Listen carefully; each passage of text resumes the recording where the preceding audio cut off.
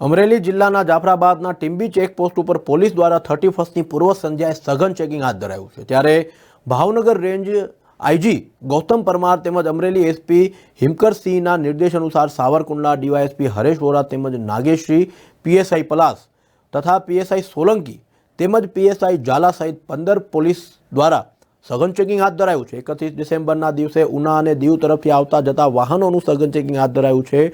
ત્યારે 31 ડિસેમ્બરની સાંજ સુધીમાં 5 જેટલા નબીરાઓને પોલીસે પકડી પાડી આગળની કાર્યવાહી હાથ ધરી છે।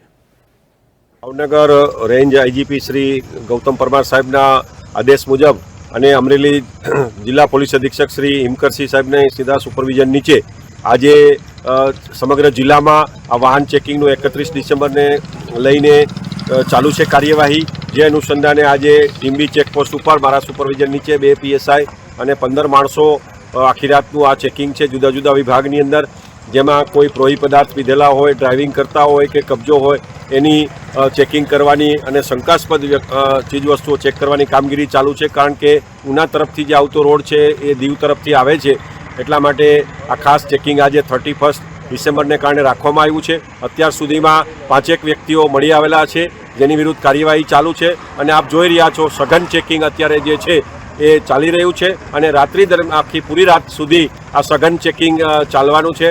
જેમ જેમ આપ જોઈ રહ્યા છો જે વાહનો આવતા જાય છે એમ અમારી ટીમ એને ઘનિષ્ઠ રીતે એનું ચેકિંગ કરવામાં આવી રહ્યું છે અને કોઈપણ વ્યક્તિઓ મળશે તો એની સામે કાયદેસરની કાર્યવાહી કરવામાં આવશે।